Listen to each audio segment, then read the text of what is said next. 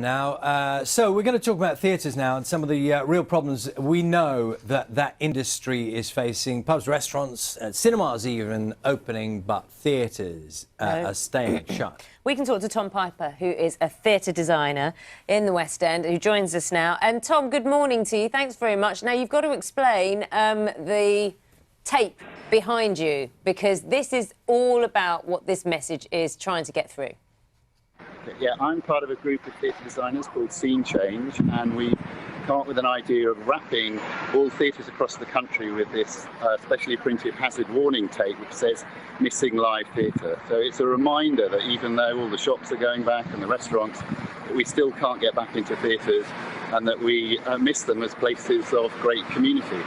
So, Tom, what practically can the theatres do and to say to government, look, we're ready? Because I don't think it's ever been said that the theatres aren't important. It's just that the government perhaps doesn't think it's time now. So what needs to be said by the theatre industry to say it is? I think at the moment the main problem is that in order to break even, a theatre needs to have 70% occupancy. So with even 1 metre distancing, you can't do that. You can't fill an auditorium. So what we need is a clear roadmap with a date line as to kind of when we can reopen. And we need investment now to stop theatres going bust. Because basically, unless there's investment by the Christmas, I think about 70% of theatres could be insolvent.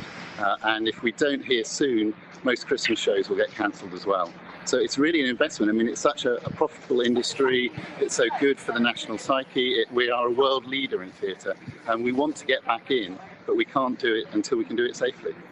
And Tom, the reality of this, as you will know very well, which is what your campaigning is all about, is that already actors, staff at the theatres are being laid off. I mean, it is happening as we speak. Yes, yesterday we wrapped the Royal Exchange in Manchester. They're laying off people. Plymouth Theatre Royal, Southampton, Nuffield.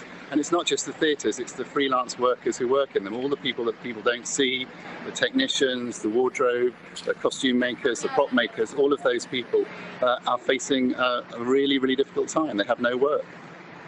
So when it comes down to performances that can work, I mean, I'm not sure if it's the Old Vic is doing a performance, a two-hander, and streaming it, and obviously getting revenue from that. Is that a possible business model that could be adopted with other theatres? I think that is a business model, but it's not the same because there is no audience. You're not actually in the same space communing with each other and with the actors. So I think in the short term, if you've got, some famous actors who might get the box office, then I think that model is possible, but it's not a communal activity. It's down the line. So, and equally, you could do performances outside, but again, our weather's not brilliant in this country, and again, you may not get the money back to do it. So it's really, really difficult. It's really interesting talking to you, Tom. Thanks very much for bringing the issue to light. It's something I'm sure we'll be talking about much more as well. Tom Piper, theatre designer, joining us from West End. Let's see, 9:50.